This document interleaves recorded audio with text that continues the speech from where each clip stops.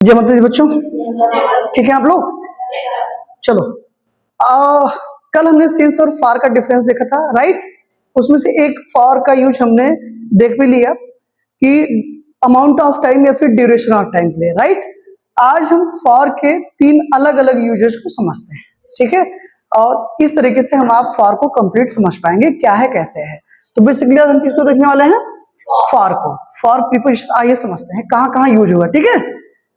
देखिए पहला यूज क्या है दोस्तों बच्चों, फॉर। हिंदी में इसका क्या सेंस निकलेगा? के लिए, राइट। जो कि अक्सर हम ये जानते ही हैं। फॉर के बारे में अगर हमको और कुछ पता हो या ना पता हो, लेकिन इतना हम जरूर जानते हैं कि अगर हमको के लिए बोलना है तो क्या यूज करना है? फॉर। ये तो एकदम बेसिक रूल है, राइट। ये सबको लगभग पता होता है। इसका यूज हम किसके लिए करते हैं बेटा? बेनिफिट या फिर पर्पस के लिए, किसी लाभ या फिर किसी उद्देश्य की प्राप्ति के लिए करते हैं, राइट। हमारा कोई पर्पस होता है तो उसके लिए हम फॉर का यूज करते हैं। हिंदी में सेंस क्या आएगा? के लिए। कोई दिक्कत? आइए देखते हैं। जैसे Sarla came to me for money. Sarla came to me, Sarla मेरे पास आई, उसका क्या बेनिफिट था या क्या पर्पस था? पैसे के लिए, राइट। तो सरला केम टू मी किसके लिए आई? पैसे के लिए। हिंदी में लिखोगे क्या लिखोगे? सरला मेरे पास पैसे के लिए आई। के लिए लिखोगे ना, तो पर्पस ये बेनिफिट, राइट, ये है। और ये हो गया फॉर आपका प्रीपोजिशन हो गया, preposition, right. What is the parts of speech of money? Money की पार्ट्स ऑफ स्पीच क्या होगी? Yes absolutely, it is a noun, right. और आप अच्छे से जानते हैं बेटा कि प्रीपोजिशन के बाद आने वाला नाउन या प्रोनाउन उस प्रीपोजिशन का क्या होगा? ऑब्जेक्ट। यानी कि ये मनी किसका ऑब्जेक्ट है? इस प्रीपोजिशन का। कोई दिक्कत? क्लियर। नेक्स्ट क्या है? यू कम हियर, तुम यहां आते हो। प्रेजेंट बेनिफिट किसके लिए आते हो बेटा? फॉर मी, मेरे लिए यहां आते हो, राइट। तुम यहां सोहन के लिए आते हो। You come here for Sohan. तुम यहां पढ़ाई के लिए आते हो। You come here for study, right. तुम यहां खेलने के लिए आते हो। You come here for playing. समझ में आ रहा है मेरी बात? तो पर्पस दिखाएगा या फिर बेनिफिट दिखाएगा। हिंदी में सेंस क्या निकलेगा बेटा? के लिए। पहला यूज है फॉर का ये। यू कम हियर, तुम यहां आते हो, किसके लिए आते हो? मेरे लिए आते हो, सोहन के लिए आते हो, जो भी आपका पर्पस हो। क्लियर। नेक्स्ट क्या है बेटा? Soldiers sacrifice. जो सोल्जर्स होते हैं, सिपाही होते हैं, वो बलिदान देते हैं। सेक्रीफाइस मतलब बलिदान देना। बलिदान देते हैं देयर लिव्स, अपने जीवन का, फॉर द नेशन, राष्ट्र के लिए। जो सैनिक होते हैं, सोल्जर होते हैं, वो अपने देश के लिए, अपने राष्ट्र के लिए क्या देते हैं बेटा? बलिदान देते हैं, राइट। उनका पर्पस क्या होता है बलिदान देने का? ताकि सुरक्षा मिल सके, रक्षा हो सके देश की सीमा की और देश के लोगों को भी, राइट। तो किसके लिए देते हैं बेटा? फॉर द नेशन, राष्ट्र के लिए। तो फॉर प्रीपोजिशन आया ना, के लिए सेंस आएगा। कोई दिक्कत? ये पहला यूज समझ में आया। अब आइए दूसरा यूज देखते हैं फॉर का क्या है। क्या लिखा गया बेटा? In exchange. एक्सचेंज का मतलब होता है ना अदला बदली करना, राइट। यानी कि आपको मैं कुछ दूंगा और उसके बदले में मुझे आप कुछ देंगे। समझ में आई बात ना? जैसे शॉप पे जाते हो, आप खरीदारी करते हो तो आप पैसा देते हो और पैसे के बदले में कोई सामान आपको मिलता है। समझ गए ना? ठीक है। एक्सचेंज का मतलब आप कुछ गए और उसके बदले में कुछ आपको मिल गया, ठीक है, ये चीज। तो यहां पर फॉर का सेंस क्या निकलेगा? के लिए नहीं निकलेगा बल्कि में निकलेगा। ओके। क्या लिखा गया? आई गेव हिम, मैंने उसे दिया। क्या दिया बेटा? अ फोन। एक फोन दिया। कितने में दिया? फॉर 500। अब ये 500 के लिए ऐसा पढ़ना गलत हो जाएगा। हालांकि किसी भी इंग्लिश के वर्ड का कोई हिंदी उसका मतलब नहीं होता है, क्योंकि हिंदी एक अलग लैंग्वेज है, इंग्लिश एक अलग लैंग्वेज है। हिंदी में जो चीजें बोली जाती हैं उसको हम, सॉरी, इंग्लिश में जो चीजें बोली जाती हैं उसको हम आप हिंदी में समझते कैसे हैं, दैट्स मैटर। समझ में आ रही बात ना? जैसे आप प्रेजेंट कॉन्टिन्यूअस पढ़ते हो, समझना मेरी बात को।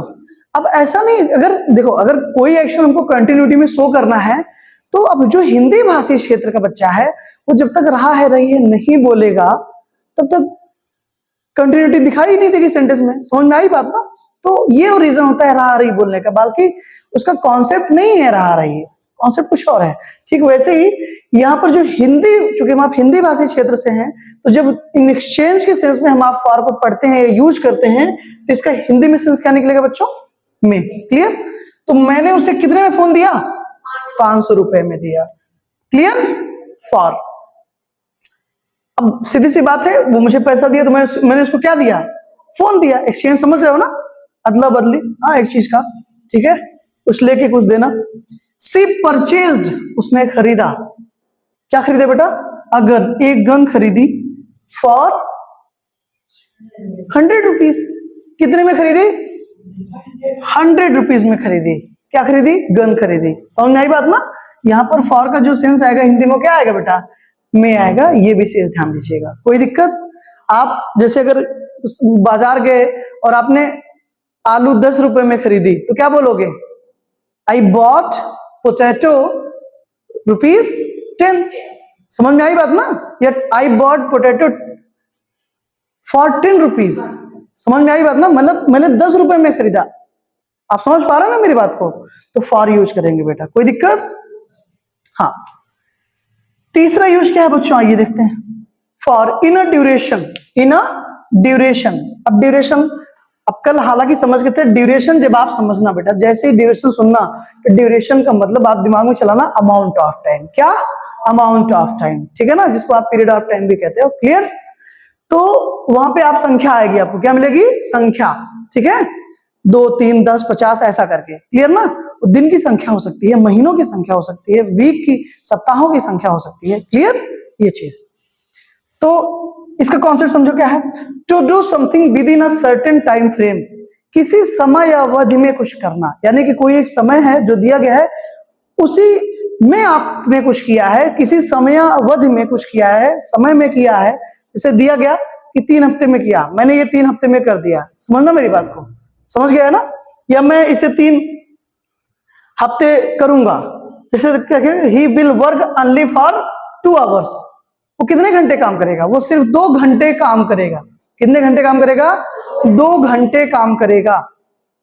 ठीक है, तो उसके जो उसको गिवन टाइम था कितना था? उसने मतलब टोटल कितना घंटा काम करेगा? सिर्फ 2 घंटे काम करेगा बस। राइट? मतलब किसी समय अवधि में कुछ करना, 2 घंटे में कुछ करना, 3 घंटे में कुछ करना, एक टाइम दिया गया, उसी में आपको कुछ करना है या आप कुछ कर रहे हो, तो वहां पर हम क्या लगाएंगे बेटा? फॉर लगाएंगे। ड्यूरेशन ऑफ टाइम इसी को बोलते हैं। और वैसे भी समझ लो, संख्या दिखाई दे तो टाइमिंग के लिए फॉर ही आएगा, कोई परेशान होने की जरूरत नहीं है। क्लियर? रटनो मत, समझो चीजों को। ये देखो 2 आवर्स, 2 क्या है? संख्या है ना, प्रीपोजिशन फॉर। ठीक है। Sohan lived in Nepal for 3 weeks. Sohan lived in Nepal, Sohan Nepal में रहा। कितने सप्ताह रहा? 3 सप्ताह रहा। फॉर प्रीपोजिशन 3 क्या है बेटा? संख्या है ना, प्रीपोजिशन क्या आ गया? फॉर। कोई दिक्कत?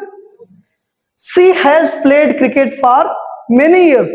उसने कई साल क्रिकेट खेल चुकी है, या वो कई साल क्रिकेट खेली है। राइट? प्रीपोजिशन क्या आ गया बेटा? फॉर आ गया मेनी ईयर्स के लिए। क्लियर? क्योंकि इस मेनी ईयर्स का जो आप संख्या में टाइम बताओगे कि कई साल का, तो 2 साल, 10 साल, 15 साल ऐसा हो सकता है। राइट? तो संख्या दिखे तो हमेशा प्रीपोजिशन फॉर आएगा ड्यूरेशन के लिए। Any problem? ये फॉर के सारे यूजेस थे और कल से लेकर आज तक हमने इसको बखूबी पढ़ा, कंप्लीट किया। And if you have further any problem, any kind of issue, feel free to tell me, okay, in upcoming classes. And thank you so much for this class. Have a great day. See you tomorrow. Jai Mata Di.